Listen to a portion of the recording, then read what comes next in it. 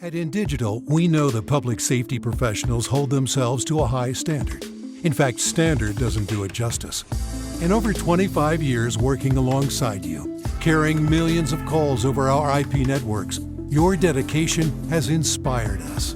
That's why our ESI Net goes beyond industry standards, not only I3 compliant, but designed to adapt to future development for a network you can count on when it matters most. Learn more at indigital.net. Here in Greenville County, we have 8 different places where a 911 call can be answered. It is the largest county in South Carolina. It's a challenge. The type of information that a telecommunicator gets from Radius Plus is location-based technology. You can see where the caller is, if they have a medical issue, if they speak a different language. They're immediately able to text to that caller in their native language.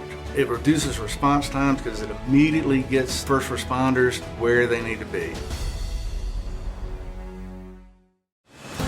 Carbine, it's multimedia. You can get text, translate to whatever language, getting away with the legacy equipment and going into a cloud-based solution. It's the first time in U.S. history that we have an EZNet through cloud-native call handling. As a police officer, to have the victim go video, that's unheard of. You're getting upgrades every month, not every year. To schedule your free Carbine demo, please visit carbine.com/WTT. If Within the Trenches has ever taught you something, open your eyes to what it is like to be a 911 dispatcher, or has inspired you to become one, then help support us and join our Patreon. Get exclusive bonus content, one-of-a-kind swag, discounts on merchandise, ad-free early access to new episodes, and much more. To join, please visit patreon.com/WTT podcast. And if you're an industry partner, we have something for you as well. And now, for the show. This is Jordan, and you're listening to the Code 7 Podcast Network.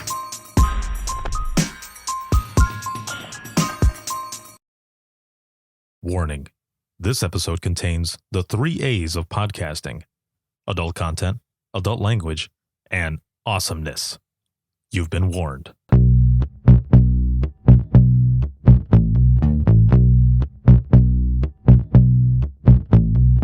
Welcome to Within the Trenches, true stories from the 911 dispatchers who live them.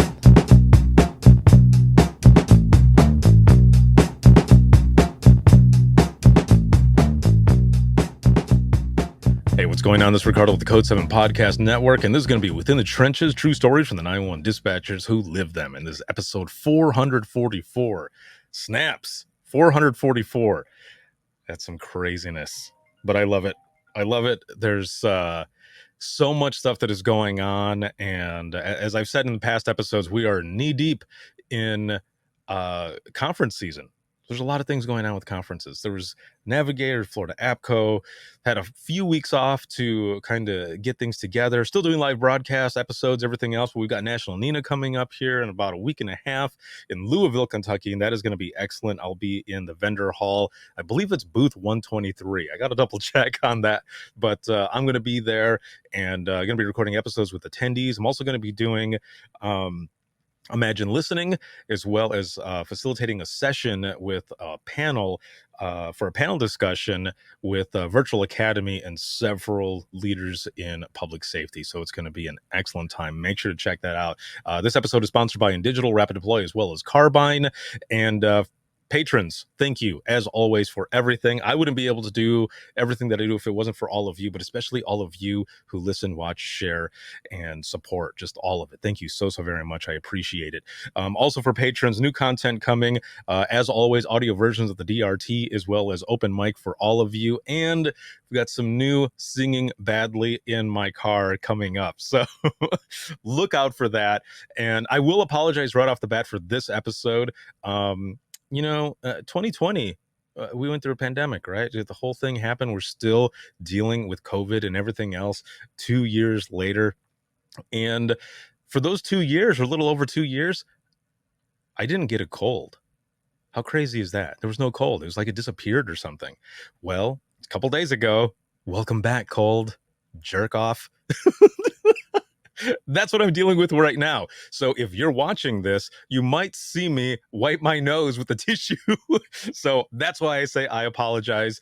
And for those who are just listening to the audio, I've got a button over here to mute my microphone so that you don't hear me if I'm sniffing or something. So again, I apologize, but we're still going to have a lot of fun. This is going to be good. I'm excited for my guest to be here. We met at Florida APCO and we hung out. It was such a good time. And either way, it's going to be good. So my guest today is Dominique. She's the founder of Hello 911, and she's also a 911 dispatcher out of South Florida. Hello.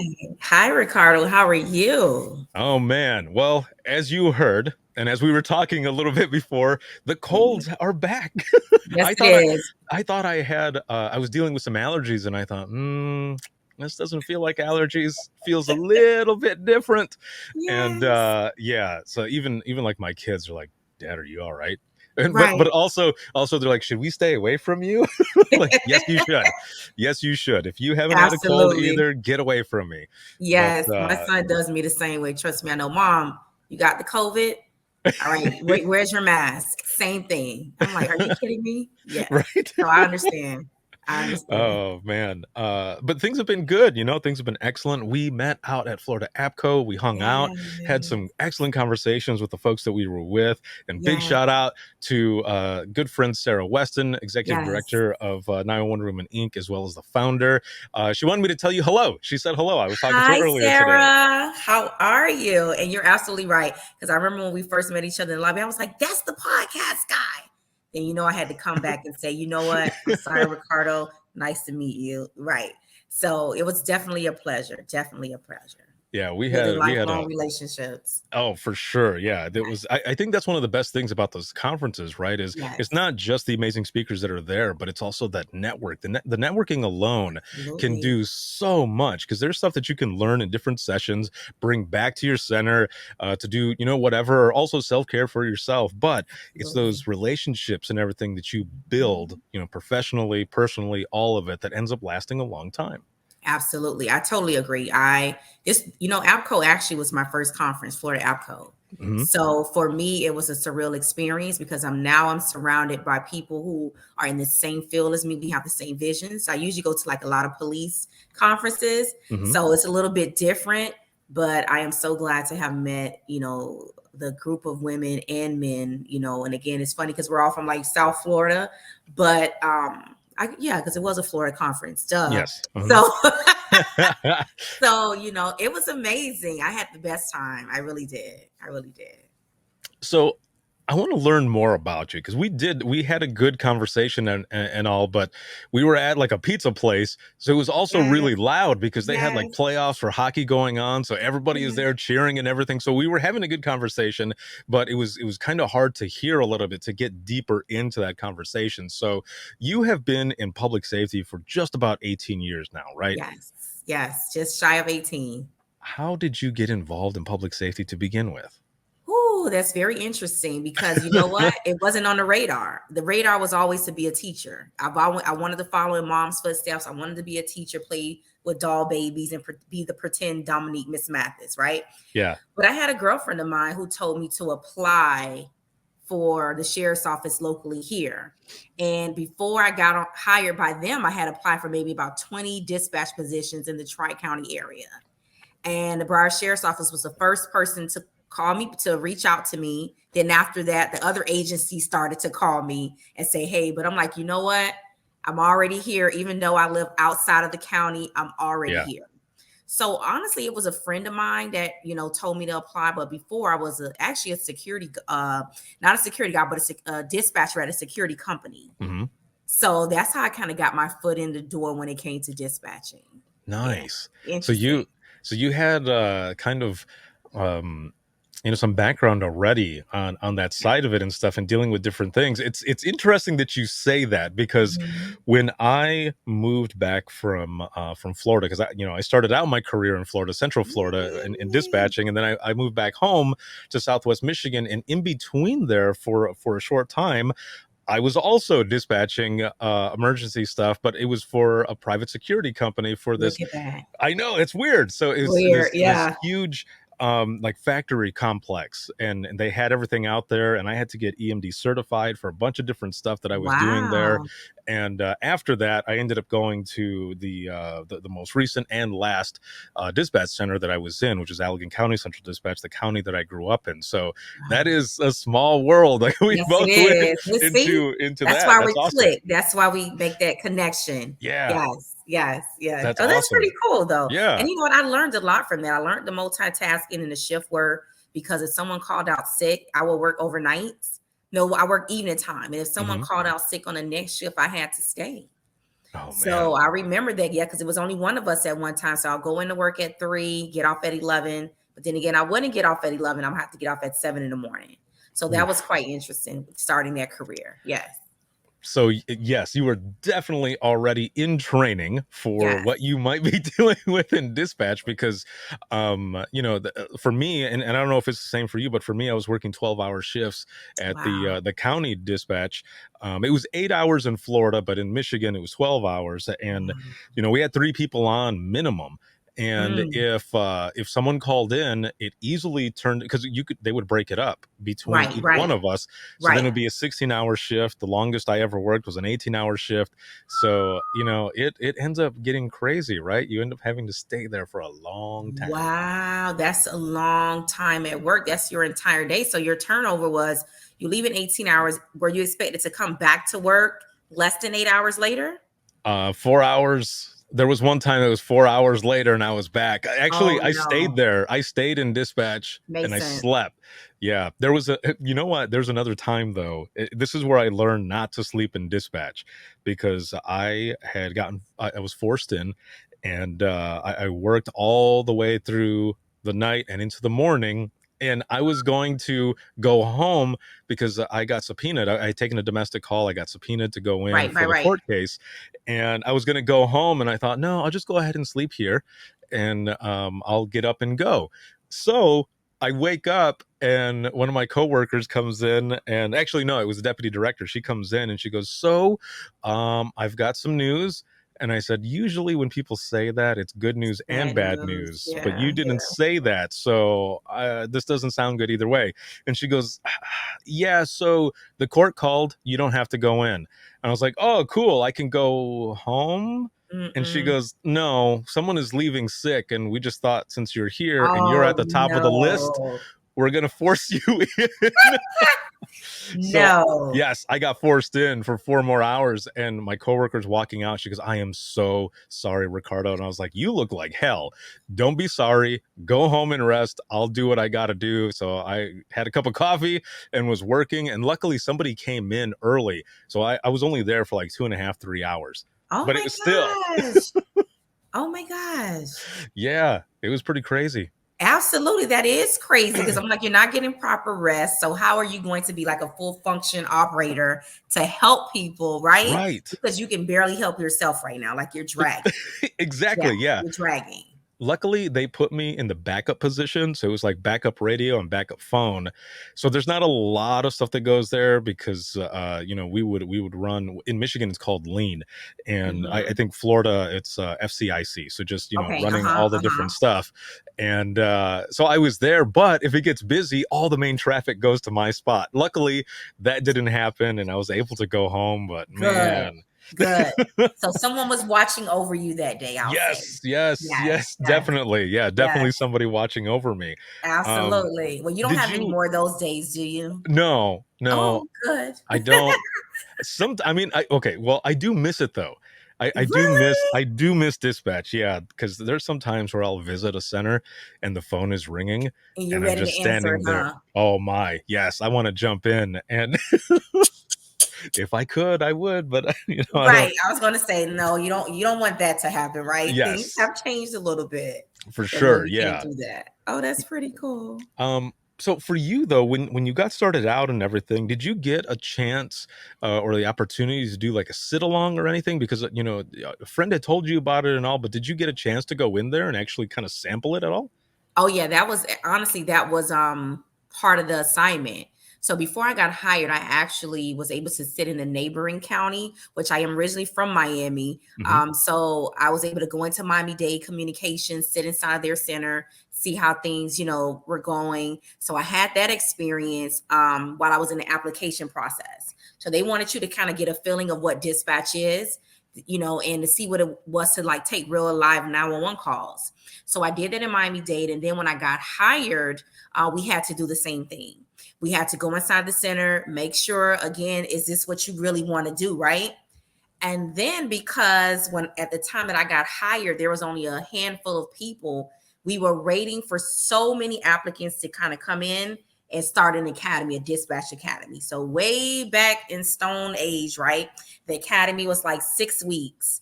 Now it's 12 weeks. So when I started, we were waiting for a few people to get hired. So I had about almost 2 months of observation mode in the center before I actually started the academy. So I spent a lot of time in the dispatch center prior to me actually starting the groundwork. Oh, so wow. I had that background knowledge in it. Yeah. It's pretty cool though. That And is. it was pretty cool. The people that I would sit with, they were showing me a lot of things. They were showing me how to enter a call for service, help me practice my signals, because that's how we would classify calls by signal type, which is numbers. And I learned a lot. So I was definitely over prepared for the academy when it started.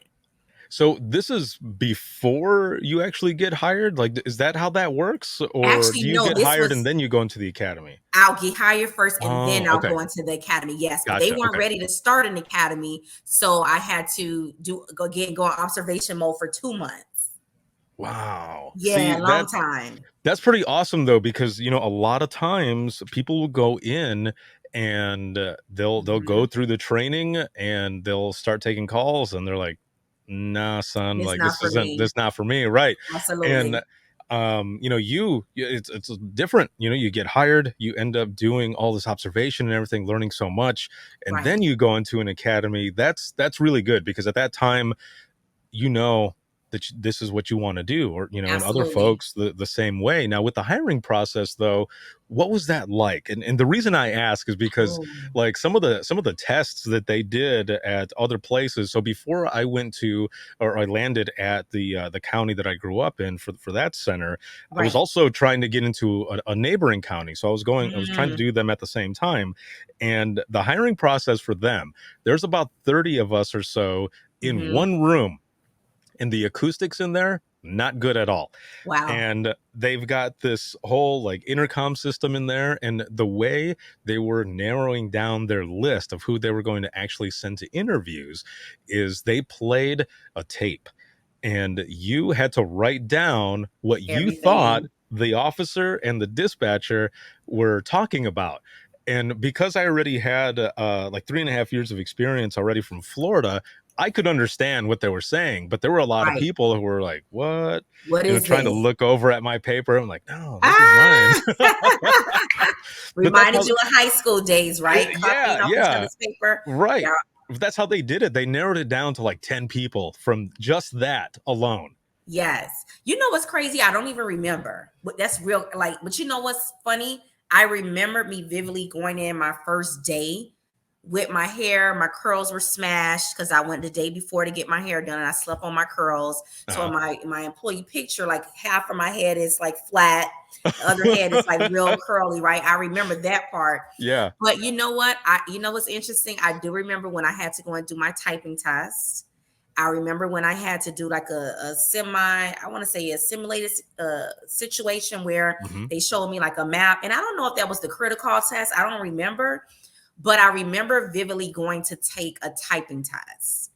Back then, we did not have interviews. So you did not have to interview for the position. There was no polygraph test.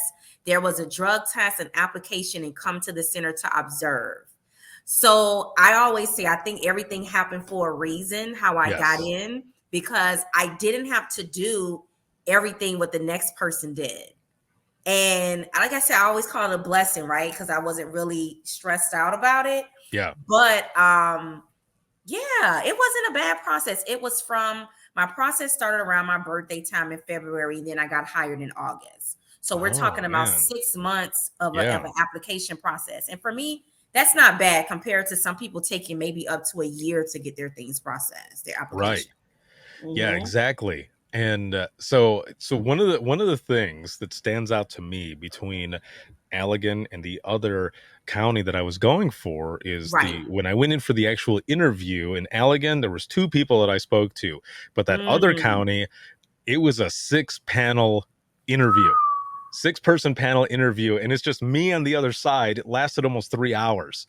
Oh And my God. What were they looking for? it MIT was dispatch? crazy. Yeah. Yeah, Well, that's so crazy, Ricardo. That's crazy. they had the county administrator, they had some of the lieutenants and captains, and then they have a few other people that are there. So you start out with the first person, they ask a question, and then everyone builds on that, and you have to answer every one of them. But they also, No. every one of them had their own set of questions. That's why it took so Wow. long. And So it wasn't a set of like formal questions. They just kind of came up with what they wanted to come. Yes. Oh no, we're talking about some HR law illegal activities here. Because what if they discriminated against someone because of the questions that they asked? Right. Yeah. And one, the head of HR was in there. They were asking questions too, and I'm just sitting there like, is this for real? Is real? 6 people? Yeah. That means you guys had a great dispatch center then, right? Oh yeah, they had a really good one. But the reason I didn't get hired for that one, and I ended up getting hired at the other one. Allegan is where I wanted to be anyway, because I grew up in that county. But the neighboring one that I had gone for, I passed everything. They showed me my locker. They introduced me to my trainer and everything. And then I got a phone call from the captain saying, hey, we're not going to be able to take you after all. I was like, after you showed me all of that? What and happened? You put me through all that hell? Yeah. I asked, I was like, so what was it that kept me out? And they said, well, we found something in your background. And I was like, okay, what did you find? And they told me that I was a few points off of my credit score than what they wanted. And I said, for real? I said, my credit score? You see me, I'm all in the screen right now. Like, are you kidding me? Yeah. So a few things. So one, responsibility, reflects on responsibility. And 2, like if somebody, like if I was hard up for cash or something and someone was I would be stealing. Yeah. I'll give you whatever amount of money if you give me this information, that only you would be able to get because you're in dispatch. I was going to say, we have access to a lot of confidential information. And I've known some places where that has happened. Employees are, still in the identity of their coworkers. Like that stuff is real. So I understand. I think at one point we started to do that as well, like credit. So that's quite interesting that they would do that for dispatch as well. Wow. But guess what? They missed out on a great thing. So that neighboring county to you, Ricardo is great. And who cared about his credit score because he is amazing. Thank you very much. Yeah. Everything happened for a reason, Ricardo. This is very true. Yeah. Yes. I ended up going to Allegan and I told them, the stuff that happened and everything. And they're like, well, we don't go with the credit score here and we're going to give you a shot. And I was like, all right, sweet. And the rest is history. It's been, it's been good ever since then. The champion. Yeah. So you end up going through this long process of getting hired and stuff, and then you finally go into the academy. What all did that entail? What were some of the things that you needed to do in this academy? Oh, let me tell you, we had some very strict academy instructors. And I guess I can talk about it now. Like she was one of our instructors, like really of senior age, right?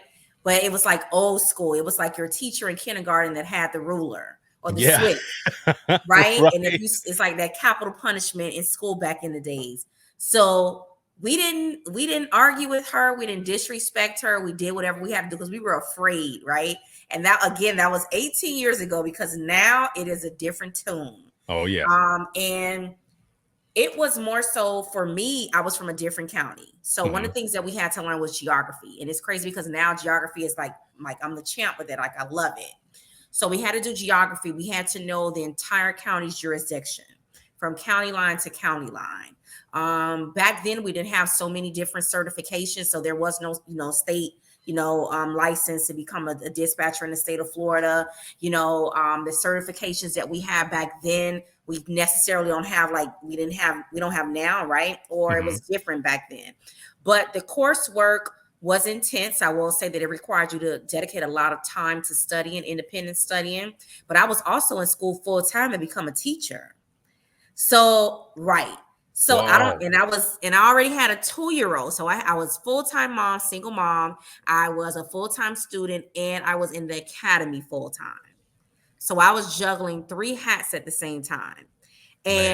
But you know what? I did very well throughout the academy. I really didn't have any issues. I scored because we used to have to take a midterm and a final exam. So I scored very well on those, to the point I'm surprised at how well I did. But you know what? I was just excited. I took honor of, wow, I'm a dispatcher. I get to tell everybody I'm a dispatcher. Like, I have a county job. Like, at 19, that was like something to really brag about, right? Yes. So for me, I was just thankful for the experience, and I didn't see it back then because I was only 19. So I was still a little bit immature, still had some growing to do, but it was intense. It really was. And I don't know how I did it, but I did it. So I'm thankful for that. Is that determination and passion, even that you have to this day, with everything that you're doing to keep pushing and pushing and pushing, and do what you got to do, because it's that moment, it's that dare to be great moment, right, where you can't fail. Like, this is what you have to do. This is it, because you think about it, Ricardo, who are we going to lean on? Right. Yeah. I'm not married, right? So I can't say, hey, hubby, I'm going to really pursue this independent thing, but I really need you to help me. It's like, no, I'm a single mom, So again, it's like, who has the best interest of Dominique? And that is me. So if I fail at this, there's no plan B. Right. But as we get older, we try to figure out the plan B, C, D, E, F, G, right? The whole alphabet. But back then, there wasn't an option. It's like, I'm going to do it, whatever it takes, and we're going to get it done. And that's, honestly, that's what I love about my spirit a lot is that, man. it's going to be hard, but it's crazy. Right. Like, yeah. We're just starting. That's how I look at it. I feel it. Yes. Because when I started, I was 19 as well. Oh my God. Look, okay. So we got the security guard in common. Yes. We have 19 in common. Okay. What else? That's 2 now. Yeah. As long as you get 3, that means we're in. Oh man, yeah. Those were some days. I sometimes look back at it as well, and I think, man, how did I get through all of that? Because there's a lot of growing, right, that you're doing as well during that time. And I used to hang out with the officers, and I used to hang out with my my cousins and stuff.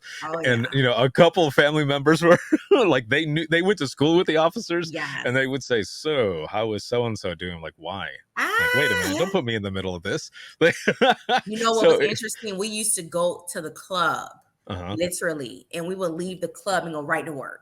So New Year's Eve, we're partying, we're hanging out, we're sober because we know, hey, you just left the club at 5:45 a.m. Right, yeah. And you need to go down the street, change your clothes, and you need to get ready for work.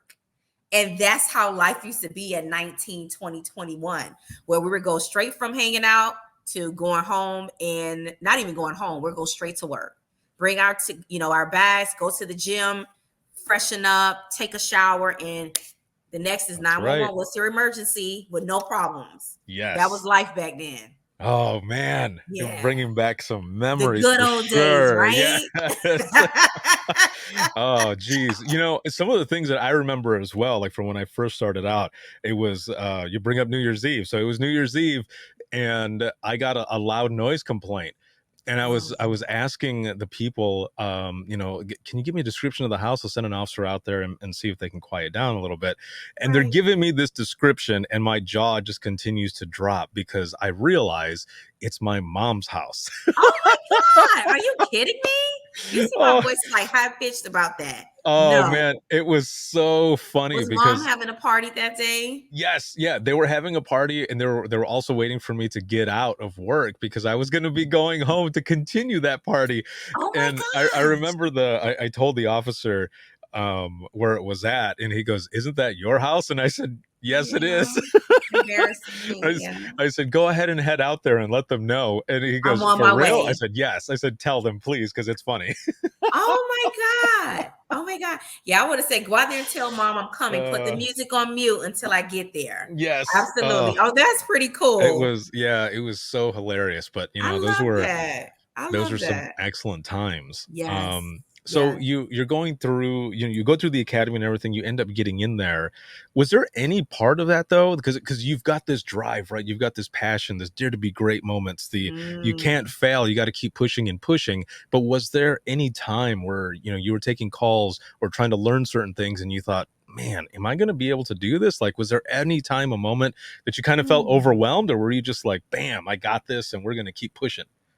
I think the call taker position, and I honor my CTO. She's now passed on. She left work Saturday, went home, and she passed away. And special shout out to Ursula Lewis. What a phenomenal CTO. She was very good at what she did. So the call taker position, I really didn't have any issues with, but it's till I got to the dispatching side. And I remember my first time signed off, and I was working a critical incident. Units were looking for, I think he was an armed robbery suspect or a burglary suspect. Something happened where they ended up going in pursuit. They had to shut down a county bus because they think he may have jumped on the bus with a weapon. And instead of typing everything, I am writing everything on cards. I'm writing everything like on index cards. And so I'm trying to keep up. I'm scared as shit. Excuse my language. Like, I'm scared as shit because I don't know what, I honestly felt like I didn't know what I was doing. And I remember someone came up, was like, hey, do you need a minute? I'm like, yeah. But that adrenaline, because we work in a very busy county, it was always there. And I think after that first incident, I started to be more comfortable on dispatch. And then it got to the point where I moved to another dispatch center, and dispatching for me was I won't say it was simple, but I loved it. And I think that sometimes when my ADHD kind of kicks in, where I worked in the city where it was like this all day long, which is pumping.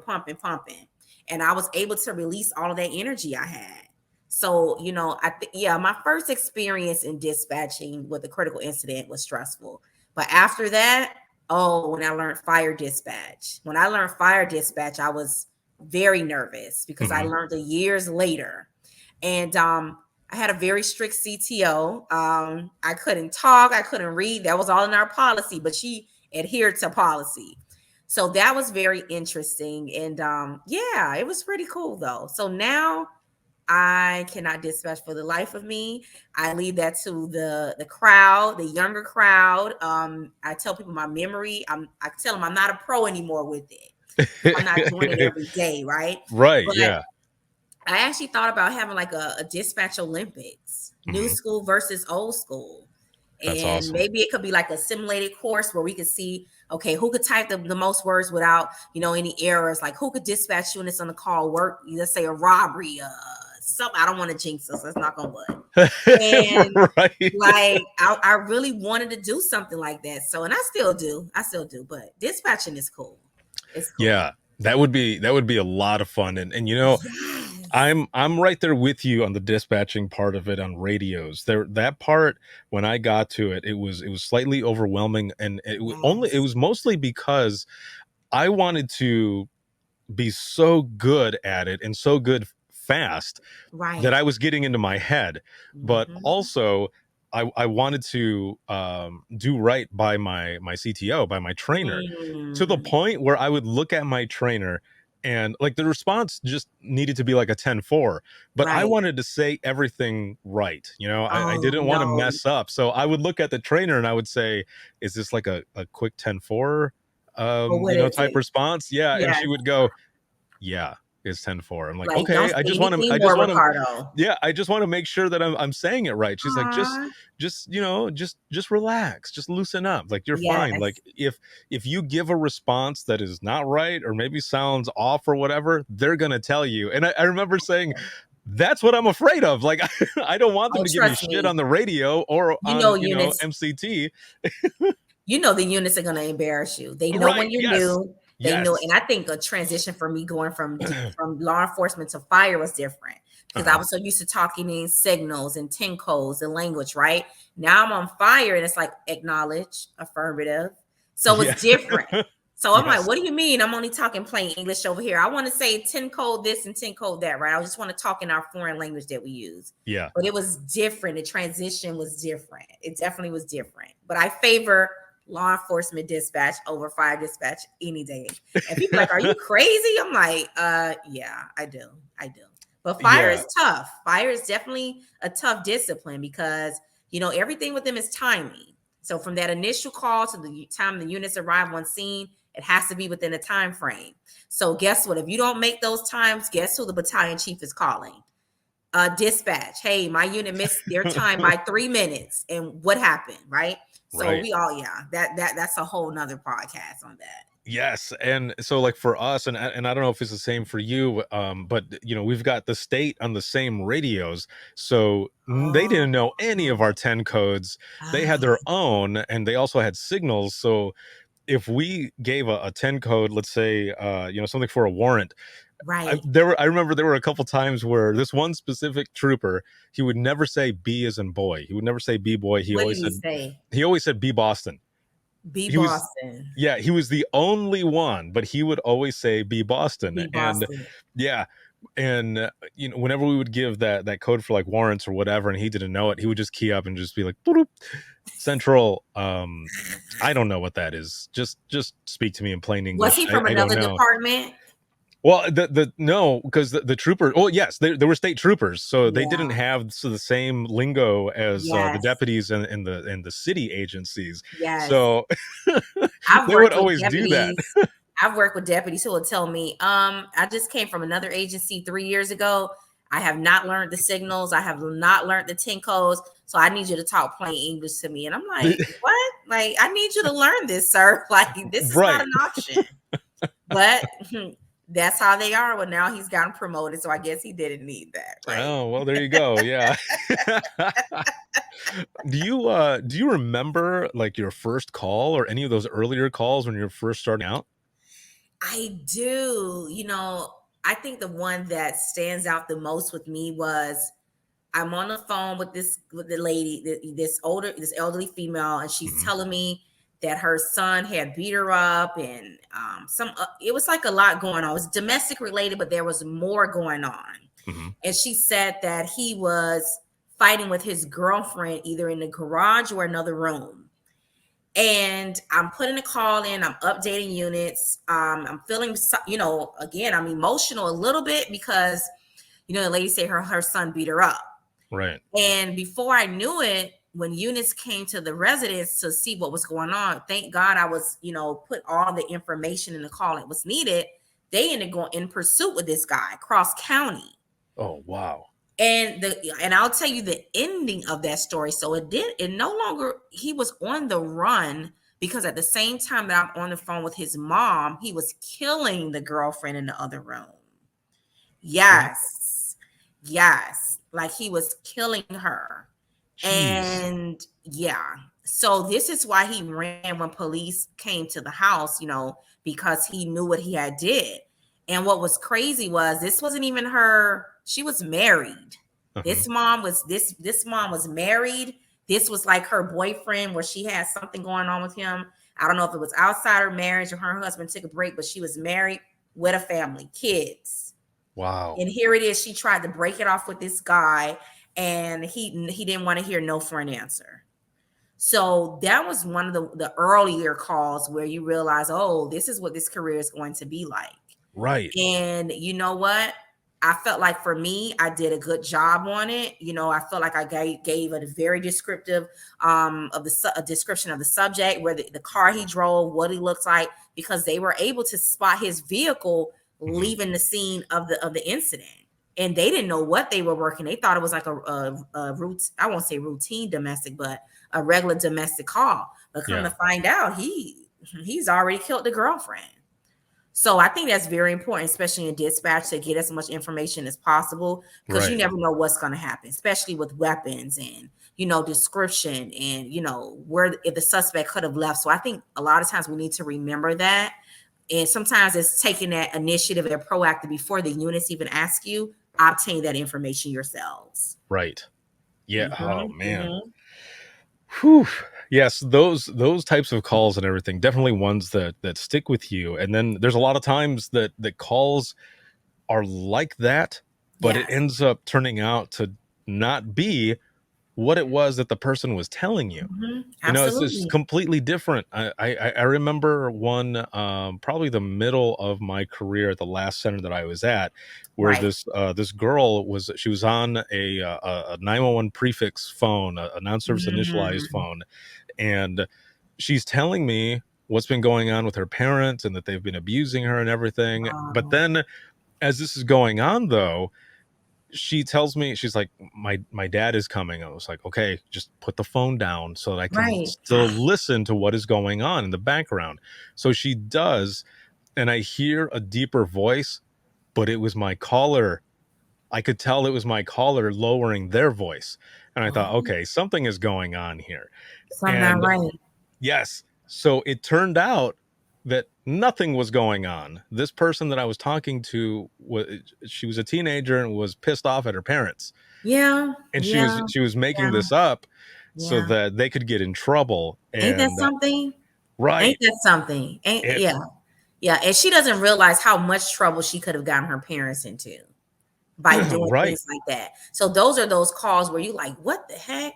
Like, I'll Yeah. give you a funny call for an example, right? Mhm. This guy calls 911. He says that his girlfriend wasn't breathing. He said the girl is not breathing. She needs help. So the dispatcher, the call taker, starts giving him CPR instructions. And he's doing CPR. 1, 2, 3, 1, 2, 3. So she was like, pushing him, encouraging him, right? So she's waiting on fire rescue units to respond. They get there. You hear them in the background. They're saying, hey, where's the patient? So the call taker's like, the patient's right there, it's his girlfriend. Do you believe this guy was doing CPR on a peanut butter and jelly sandwich? A What? P&J. A P&J, right? No Am I saying it way. right? Peanut butter and jelly. Yes, Yes. PB&J. Yes. Yes. Yes. Like What? literally 1, 2. Literally, I guess his fingers were doing this, like once, like an infant, right? Because he was doing CPR on a peanut butter and jelly sandwich. And if you listen to the audio Ricardo, it sounds real. Like you would Wow. think it was someone that he was like he knew, right? And it was crazy. And we were thinking, what? Well, let me not say it was crazy because sometimes people, their minds. But Right. Yeah. that's what it was. So FD was like, what the hell? What? I would have been the same way. I probably would have come over to the radio and said, is it crunchy or creamy? I think they said something like that too. I think so. Because it was like, and it was like late night, 2, 3 in the morning.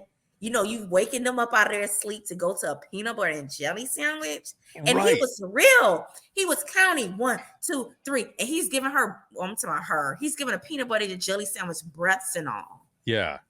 Well, Crazy see, so shit. that's the interesting thing though about this job though too, is Yes. any call that comes in, even if that guy was saying, if that person who was calling in was saying that's what they were doing, like if they told you on the phone, I'm doing this with this, peanut butter and jelly sandwich, and because we don't know, it could have been an actual person. So Absolutely. all of those calls we have to take as priority one, because it's that Absolutely. one moment, right, that we're like, is this that real? it ends up on the news, right? It ends up on the news, something bad happens. So every one of those calls, it's got to be, professional all the time. So Absolutely. Because you just never know. And you never know who you're talking to. And I learned this early on. I treated the person that was on drugs, the same way as I treated the person who was calling to tell me that you did a great job, right? Right. Because for me, it was always to provide a service. Yeah. Always. That's what it has always been about for me. It's not about me and the day that I'm having. It's not, I don't care if they've cursed me out 20 times. Like, it is what it is. They do not know me, and I'm not going to take it personal. Have I taken calls personal throughout my years? Absolutely. When people tell you I pay your taxes, and I've told a caller, yeah, I pay mine too, and you keep it moving, right? Yes. But that's like 1 in thousands of calls that I've taken, right? Because at some point they're going to push your buttons, but you have to really deflect, because if not, you don't want to end up on the news saying you hung up on someone. And that happens. It happens a lot, actually, which is interesting. Yes, I remember one time I was taking a call. It was for depending on what region you are in the United States, it's either a Mm-hmm. BOL or it's a BOLO. It all means the same thing. Be on the lookout. Yes, so yes. so I'm taking one and I'm asking this lady questions, and at one point she goes, "Why do you keep asking me this one question? Are you dumb or something?" And I said, "Oh, ma'am, that's uncalled for." Right. I Disrespect. said, "I'm The trying to help disrespect. you." The disrespect. Oh yeah. It's always the ones that need the help, or let me say this, that do not need the help. They Yeah. give you the most attitudes. And it's like you could have Googled this number. Yeah, I was like, Seriously. I just need what I was asking her was the mile marker. Like, which one are you going Oh my by next? Which God. one are you Oh my going by God. next? But I think her thing was she thought that I could track her, and I was like, this No. is not TV. Like, Big especially in that misconception, time, it was like public. 2007. Yeah, there was Absolutely. And we still nothing can't, like that. honestly. Yeah, yeah, Let's it think really, about yeah, it. The technology that some centers are, they have their hands on is different. yes, So even now we really can't ping your location. I think that's the misconception from a lot of people. Oh, you guys should be able to know where we are. But if you don't have programs like, Rapid SOS or like Carbine right now, Rapid Deploy, right, if you don't have these resources, which cost money for most agencies, yeah. then sometimes we don't, and not to say we can't find you, but sometimes certain steps are a little bit more easier than others. Right. I tell people always know your surroundings. Look at Absolutely. mile markers, look at landmarks. Just keep an eye Absolutely. on where you're going. If you've got your GPS going, look at the GPS because a lot of people Absolutely. have their GPS going on something, and you're able to find it that way. Which is Um, interesting because they could find the nearest Benihana's or let's take this back, Chick-fil-A, right? right. Yes. But when it's time to really find where they need to be, it's like impossible. Like it's your job, you do it. Okay, but you just Googled the Chick-fil-A 10 minutes ago, right? But Right. we don't Yeah. say that, but we're thinking that, right? We're thinking that. Yeah, yeah, yeah. We're thinking that. We're thinking that. I want to go back to that first call really quick that you talked about, the one Mhm. that really is a memory there. Was there any type of debriefing or anything from that, or was it just continue on? Because when I first Mm. started out, there wasn't a lot of debriefings that dispatch was allowed to be in, or that they would pull us in or anything, and also when I first started, there was never that conversation of, look, you're going to be How dealing are with some you? hard shit. Yeah. Mhm. And you might not know how to deal with it. So here are some Absolutely. resources. That stuff wasn't around there. At It least it wasn't. wasn't talked about. It It might have been, wasn't. but it wasn't talked about. Absolutely. You know what? For that call, I really can't remember, but I remember the Hmm. call that I did have a debriefing. This is probably my first debriefing that included law enforcement. And this is my line of duty death that I was a dispatcher for. 2007, I believe it was. Hmm. So we were able to join DLE, which is law enforcement, fire rescue units. We were actually able to go to the hospital where they had transported the sergeant, and we all met like in an area of the hospital where we all kind of talked about, and that's when they told us he had passed away.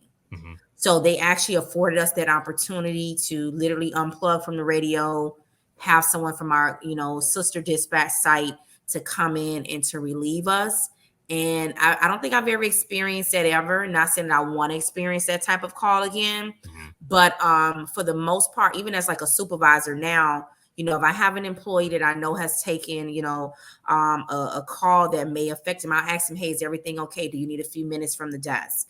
Do you want me to contact employee assistance program to speak to someone? Because again, I can only go so far. I can show you that empathy, that sympathy, right? But I'd Right. rather you talk to a professional, because I may make the call and say, ooh, he or she, Sarah or Tom doesn't look good. I think they may need to go home, to kind of like de-stress, because it's a Right. stressful situation.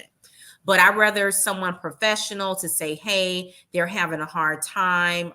We're going to put them out for today. Because it's difficult. It is tough. And I think that's some of the things that, like you said, we lacked those resources back then, but they're here now. At least Right. in some agencies, at least in the agency that I work for, it definitely is there, the resources. But this is why I like groups like, within the trenches, with your hashtag I am 911, right? Mhm. And then you have, Sarah with, her organization, where we able to connect with people who are going through the same thing as us from all around the world. And sometimes it doesn't have to be just conform to our agency. Right. And I think that's very important to let everyone know who's listening to, hey, don't get upset. I see a lot of posts like this all the time where my agency doesn't do this and we don't do that and we don't do peer support. But guess what? You're in a community of 19,000, 20, 30,000. Sometimes some groups have 100,000. Yeah. They can offer you all the support that you need. And we have to start really thinking out the box like that, because again, even when I started opening up and, joining these groups, I'm like, wow. And you reach out and you tell them, hey, I'm having this issue. People are all ready to inbox you. They're ready to call you. They're ready to send you an email. So we have to start utilizing the resources, and a lot of times free resources that are there, Right. And sometimes people don't know. So, and I appreciate what you're doing here, because you're allowing people to see, hey, I'm not the only one that's going through it. There's someone else that is like me. So it's a blessing, definitely a blessing. I think that's one of the big things that I love a lot too about some of the private groups on social media, when you have folks that respond like that versus Yes. other posts where someone says, I just passed my credit call test and I'm going to end up getting a job in dispatch. What advice do you have? But then, and then people end up saying, run, don't come to Don't do this or that. whatever. I'm like, why? Like, we're Why? so short staffed, man. Like, why? Yes. And I it's know. crazy. They don't know the damage that they are doing. Like, I Right. do recruiting a lot. Matter of fact, I have a recruiting event tomorrow where I'm going to high school to try to recruit some new people, because college is not for everyone, right? Some kids don't really know what they want to do. So here it is, a 25-year-old, a 30-year-old ready to start their career, and then he go to Negative Nancy's. And I'm like, oh my God, like, here we go. Like, that is not what this group is intended for at all. Right. Yeah. And you have to keep scrolling, because we know some positivity is going to basically ghost them out. Right. But the constant negative, but sometimes that's maybe the culture that we've kind of grown in the field. Yeah. And I think because we hear so much negativity a day, like, I know no one works for an agency where it's always peaches and cream. There's always a domestics. There's always a civil issue. There's always an accident, right? And we've kind of conformed to that negativity. But I'm here to say, let it go. Like Elsa says, let it go. Yeah. Let it For go. sure. Seriously, Yeah. let it go. Yeah, because it's that type of shit that ends up eating you up, right? And ends up pushing people into a deeper burnout stage. Yeah. And they might not even realize they're going through it until finally one day they're sitting there and they're like, I don't think I can do this anymore. Ain't that something? I've went through that period before, Mhm. where it ended me in the hospital. Stress, burnout, not realizing. I just felt this way in December. Matter of fact, I said, you know what? I need to go on a long hiatus. And I took this class on stress management, and honestly, 40 hours changed my life. And, you just got to keep working on you, because you're going to face those challenges. And I think a lot of times when we make the mistake is we look for our agency to make us feel happy, to pat us on the back. I see a lot of things with, hey, honor a woman, honor a guy in dispatch, tell us who they are. And guess what? This person is all the way in Michigan. You're all the way in California. But again, they're saying, hey, we want to recognize you. Right. But again, we got to keep putting the resources out there like you guys are doing. Like I said, again, you guys are doing a phenomenal job of that, because it's a whole nother world out there that, like I tell some of my instructors, if you're only looking within these four walls, you're doing yourself a disservice. You got to step outside, step out on faith, get out there, put yourself out there and network, and you're going to meet some amazing people. Right. And when you do, you'll see how fun 911 is. You definitely will. Exactly. Yeah, there's way more than what it is that you're doing in your center. Absolutely. And I heard you mention being a supervisor. So yes, I have a question. And, yes. and this question also kind of stems from the shout out that you gave to a former CTO and how phenomenal this person was. So a lot of times when I've been speaking to people on this show, they've moved up to be a supervisor or CTO themselves or whichever.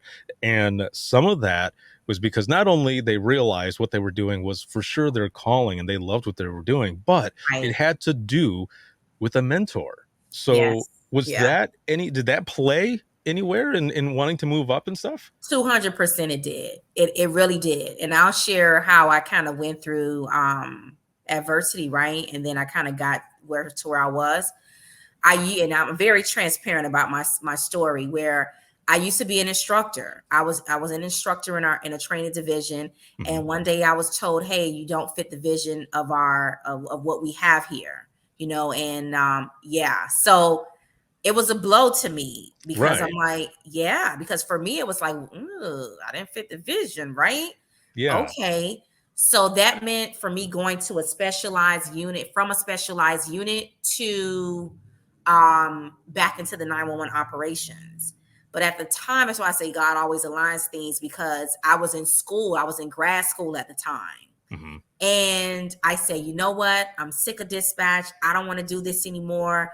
But being back in dispatch allowed me to do my homework, because now all I have to do is say, okay, acknowledge, affirmative, en route, arrival, right? But before, it was 8 hours a day. I was an instructor. I was teaching. I was doing something. I was always on the go. Yeah. And I remember saying, you know what? There's a position that's coming up in the agency. Let me apply for it. So I applied for it. But at the same time, my mentor was like, the duty officer position is coming up, which is a supervisor. She said, I want you to apply. I really wasn't trying to hear it at the time, right? But what happened was, what I was going to grad school was basically the same thing of what this supervisor position would do for me.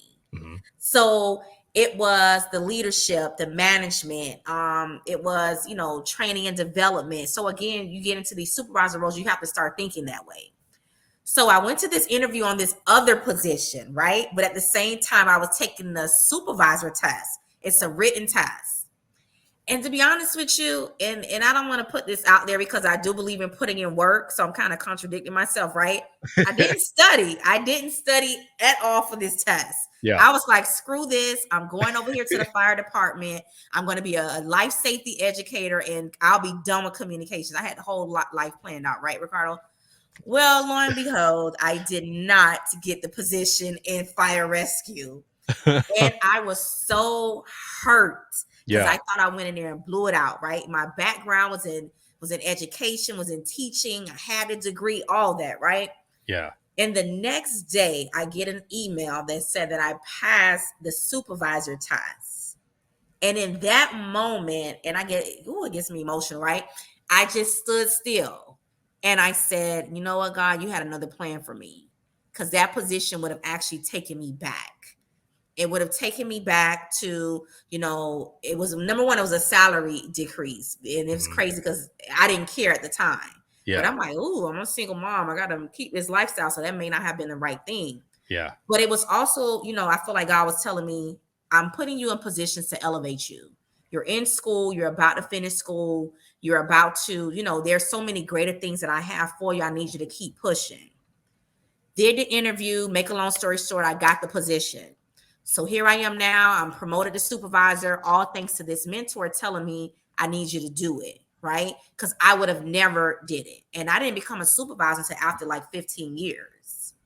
So the position came up again for a training supervisor, the same unit I had already been removed from before.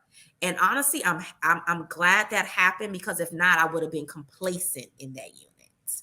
I wouldn't have allowed myself to grow.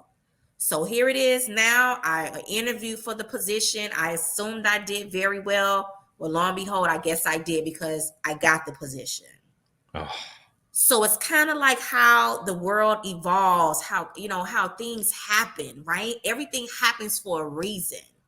And here I am back in that same unit that I was removed from about 3 years prior to that. And I've been in the unit ever since. Are there some challenges? Absolutely. And the way someone mentored me is the same way that I like to mentor my instructors now. Same way I like to mentor the young ladies and gentlemen that are in the 911 operations, and they may have taken a jacked up call, or they may have dealt with a call for line of duty. Every call you could think of, plane crashes into a house, everything, I've experienced it, mass shootings, active assailants, like I've experienced that. So now for me, it's a journey of pouring that into others, what I have experienced. So that's how that's how I came into being a supervisor. And now the goal is, I don't know. I don't know, right? I think the goal for me now is to focus more on my baby, which is Hello 911, right? But also still build myself up and still teach myself, because there's so much in training that you can learn. Right. And then now it's okay, how do I think of a manager now? How do I think of a director, assistant director? I always want to be 10 steps ahead in my learning. Man. Yeah. I'm right there with you with believing that everything happens for a reason. Absolutely. When I decided to go visit my mom and my grandmother and my younger sisters in Florida, that ended up turning into that 3.5-year stay where I started my career in dispatch. Yeah. I told some friends that I was leaving. I considered that period of time, I was at my rock bottom. And I'm a firm believer that when you hit rock bottom, that's when you know what you're made of, right? Because you're clawing your way up to the top. And when I left, I remember I was scared. I was very nervous. I was scared, and I wasn't sure if I was making the right decision. And I remember turning on one of the local rock stations, and there's a song by a band called POD called Alive that came on right when I turned it on. It POD came on. Alive. I'm gonna listen to that. Yes, please do. Yes. The song started playing, and God, I've got goosebumps now thinking about it. But as soon as that song started playing, I had this warmth go over me, and I knew everything was going to be okay. There you go. And that's what they call faith, right? Yeah. Just letting things happen, and a lot of times when we're so caught up in the moment where we doubt ourselves, because I definitely had doubted myself when I didn't pass that interview, right? Mm-hmm. I doubt myself a lot now, but you know what? Sometimes I have to get that negative talk up out of my head, because I'm all about thinking positive, right? And again, I'm human. So there are days where I'm trying to make myself happy in situations. Yeah. But for me, it's just believe in yourself. And let me tell you, honestly, I stepped out on faith about 4 years ago now. And when I stepped out on faith and went back to school and started being more involved because I was in a square in that same circle where I didn't know anyone outside of my agency doing 911 stuff, right? And when I actually stepped out on faith and really started putting myself out there, because I was just being me, being Dominique, Ricardo, so many things have changed in my life for that. And I realize a lot of times, and it's with everyone, like you doubt yourself. And when you doubt yourself, you give yourself that negative talk, you're pushing that out into the atmosphere. The tongue is the most powerful muscle ever. They say the brain, but I think it's the tongue, because you have a way of really down talking yourself. You have a way of down talking yourself, and you have a way of speaking things into your life that don't need to be there. Right. So, and I say that for a lot of dispatchers now, where they're like, I'm tired of these callers, blah, blah, blah, blah. Sometimes just take a breather, understand, put yourselves in their shoes, understand why they're calling. They're not calling you to tell you they're happy. They're calling you because they're having the most worst days of their life. Yes. And they need your assistance. And when we start thinking that way, I think our mindset would definitely change. Definitely change. Because it worked for me. It worked for me. Oh, man. Yes.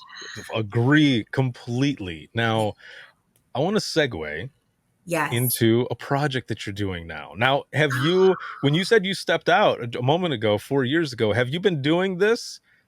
Like starting to develop, like starting to go through some of these ideas and everything else, and then bam, here it is. Tell me about Hello 911. So my baby, let me tell you something. I came up with Hello 911 sitting in class, sitting in grad. I will tell you, it was FIU, Pembroke Pines, Saturday morning. Dr. C. Prasad said, you guys are sitting in class. You could have already started your LLCs and da-da-da-da-da, right? She gave the whole spiel. And I'm like, is she talking to me? But at the time, I didn't see it. Then again, I did. Because that entire time while she was teaching another lesson, I was on my cell phone trying to figure out, what am I going to do? And the hashtag Hello 911 kept popping up. And I said, okay, but it kept popping up in a negative way. And the negative way was the picnic patty story where the young lady, I think it was out in California, she was calling, 911 because there were a couple Black people that were in the park in the picnic area, park area. Yeah. And she felt like they didn't belong there, right? Mm-hmm. And then you had another situation with the woman in Central Park with the doll. She's caught, she's saying the guy is attacking her. Then the cell phone situation in New York again, where the lady says a teen stole her cell phone, but it wasn't true. So then I said to myself, you know what, Dom? This is it. This is it right here. Where, how about you figure out a way to try to educate the public about what's going on? And most importantly, how do you help your family, aka your public safety telecommunicators, right, navigate through this life? Because it's not easy being a dispatcher, right? As we can see right now with what's going on in Buffalo, right, where they're seeing a dispatcher hung up on a caller. And we've seen this over and over again. So for me, I felt like it was something there. And then I kind of fell into, I want to go all out for this because I started seeing you guys doing stuff, right? And I said, I gotta keep going.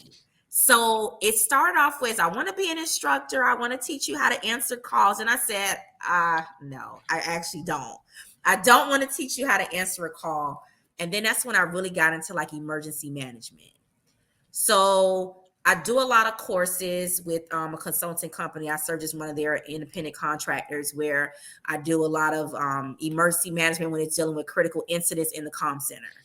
So, and again, I use my experience as police officer down. I use my, situation where with the dispatch, what was it? Fort Lauderdale Airport shooting, where I ended up getting an award for that, which is crazy, right? We always get awards during tragedy. Where I got an award for being on the phone with a young lady during her crisis, during that incident. And I ended up getting Florida Sheriff's Association Dispatcher of the Year for that. Wow. And it was then where I figured out, I'm like, okay, I'm taking all of these FEMA NIMS classes. And even though it's like complex issues, I get a high off of it. If I'm saying the right thing, right? Yeah. Like, I love it. Yes. Because, like right now, there's a need for it. We just had the incident happen in Texas, where so many innocent lives are lost.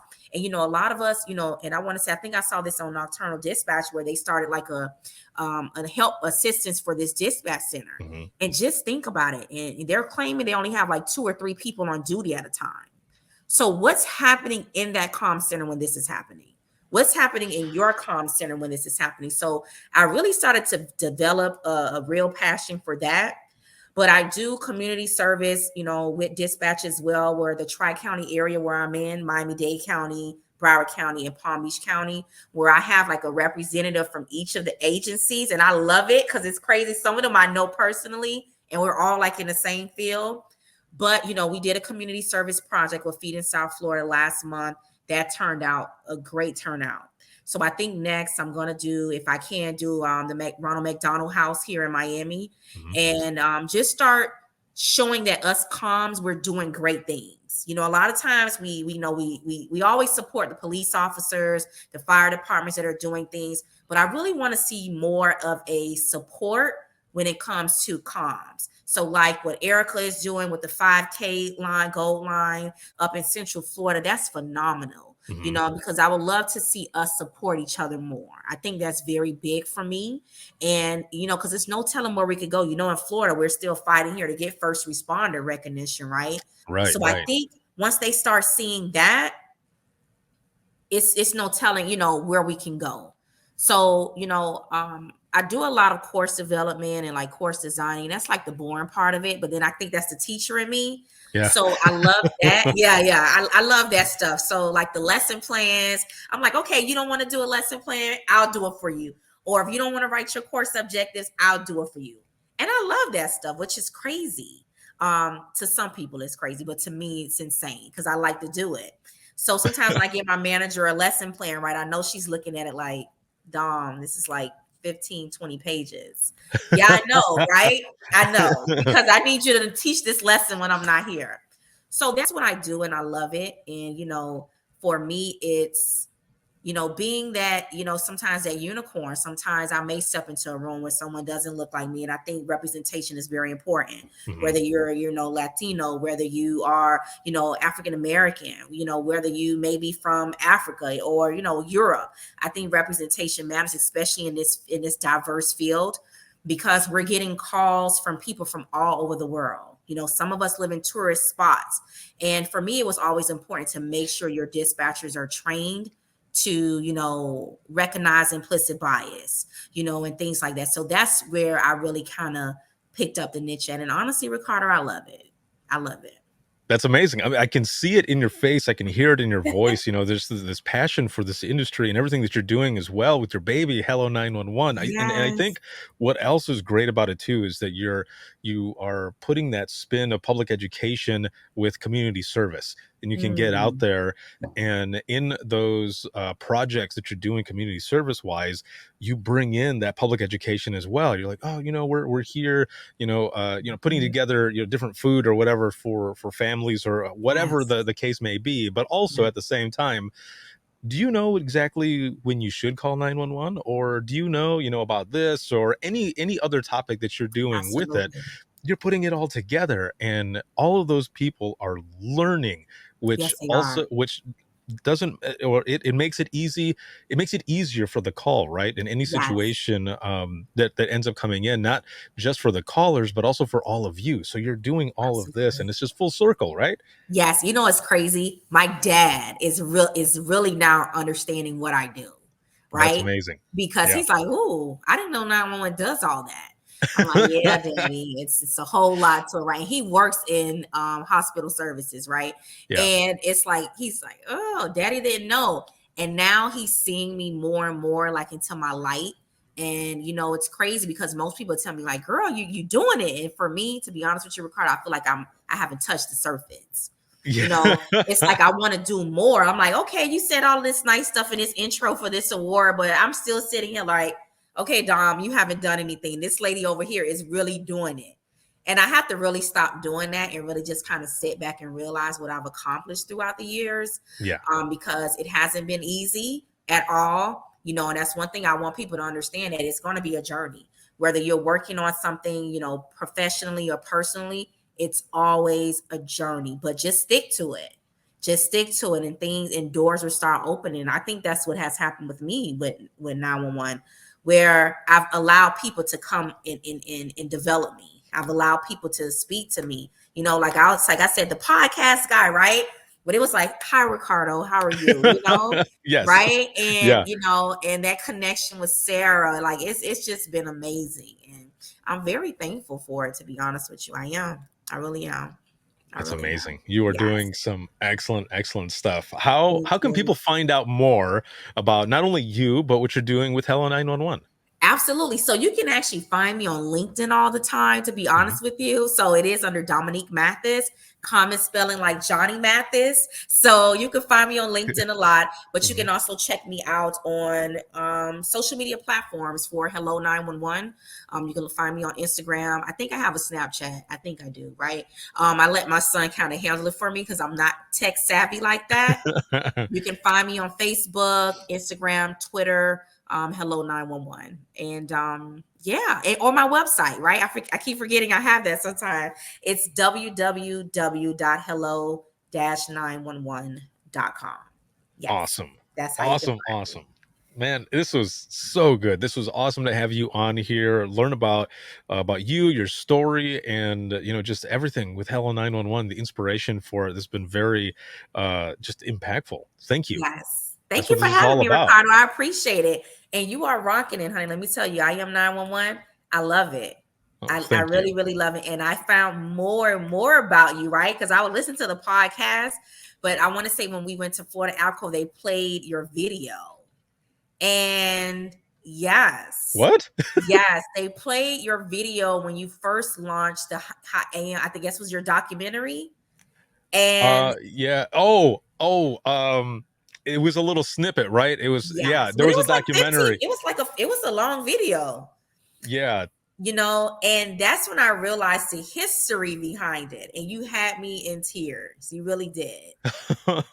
Yeah. So what? You are phenomenal. I feel like I'm on the Breakfast Club right now, right? Like Yeah. Charlamagne and Angela Yee and DJ Envy, right? That's But what I I'm am talking on about. with Ricardo. You are pretty dope, and you keep doing some dope things. Like Thank really, you. yes, sir. Thank And you I so appreciate much. you having me here today. No, it's been an honor to have you here, and I Yes. can't wait to see everything that you're going to be doing Yes. with Hell on 911, and then just everything in 911 that you're doing. Thank you Yes. for the job Thank that you you. do. I appreciate it. You're welcome. I will be right back here with you in just one moment. And for those who are watching and listening, if you have any comments, questions, or you want to be a guest on the show, you can email us, and that's going to be wttpodcast@gmail.com. You can follow us on Twitter, that is @91podcast. You can like us on Facebook, that is facebook.com/Within the Trenches Podcast. This episode has been sponsored by InDigital, Rapid Deploy, as well as Carbine. And a big shout out to patrons, as always, for everything. Patron perk is the audio versions of the DRT, as well as open mic live, and then there's bonus content, everything else. If you want to be a patron, you can help support us, patreon.com/WTT podcast. This can be seen on Facebook, YouTube, as well as Twitter, and then you can listen 24/7 on Apple Podcasts, iHeartRadio, Spotify, your favorite podcasting app, and withinthetrenches.net. Have a good one, everyone, and we'll see you in the next one.